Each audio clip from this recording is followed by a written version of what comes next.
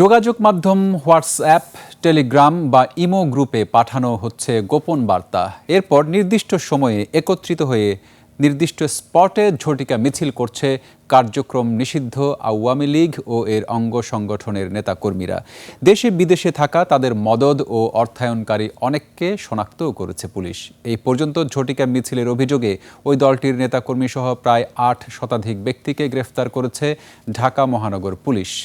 বাকিটা থাকছে দীপু শিকদারের রিপোর্টে। ক্যামেরায় ছিলেন হাফিজুর রহমান। ওয়ালটন এখন দেশের সীমানা পেরিয়ে পৌঁছে গিয়েছে 50টিরও বেশি দেশে। ওয়ালটন, ঘরে ঘরে বিশ্বজুড়ে। বুধবার হঠাৎ রাজধানীর ব্যস্ততম এলাকা গুলিস্তানে আবারও ঝটিকা মিছিল বের করে কার্যক্রম নিষিদ্ধ আওয়ামী লীগ। একইভাবে আরও একাধিক স্পটে এরকম মিছিল হয়। প্রত্যক্ষদর্শীরা বলছেন, আচমকা কিছু মানুষ জড়ো হয়ে জয় বাংলা স্লোগান দিয়ে আবার কোথায় যেন মিলিয়ে যায়।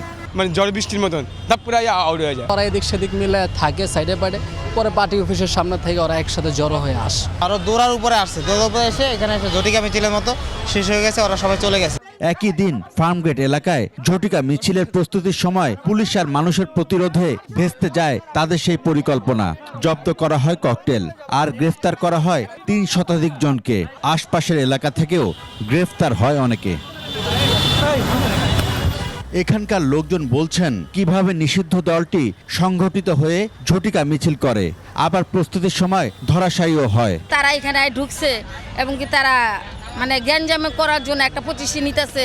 একটা ব্যানার নিয়ে এটা কয়েকটা ছবি টিভি উড়ে ছেড়ে দেবে। এই ঘটনায় শুধু তেজগাঁও থানা পুলিশ গ্রেফতার করেছে 85 জনকে। বিভিন্ন গ্রুপে গোপন বার্তা পেয়েই ঝটিকা মিছিলের প্রস্তুতি নেওয়ার সময় তাদের গ্রেফতার করা হয়।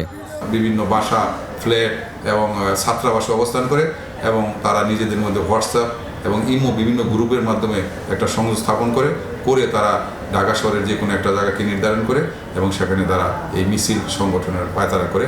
ডিএমপি বলছে, ঝটিকা মিছিলের নেপথ্য কারিগরদের অনেককে শনাক্ত করা হয়েছে। যারাই এসব অপকর্মের সাথে জড়িত রয়েছে তাদেরকে ব্যাপারে আমাদের তথ্য সংগ্রহ চলছে এবং অনেক চাঞ্চল্যকর তথ্য আমরা পাচ্ছি। আশ্রয় প্রদানকারী, অর্থায়নকারী তাদের অনেকেই ইতিমধ্যে শনাক্ত হয়েছে।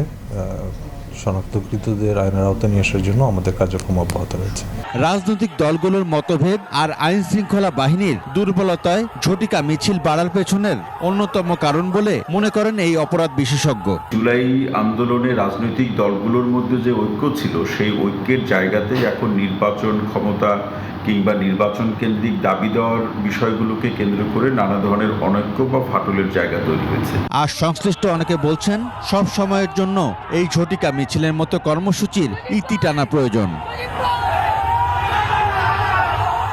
দীপু শিকদার, 21 টেলিভিশন, ঢাকা।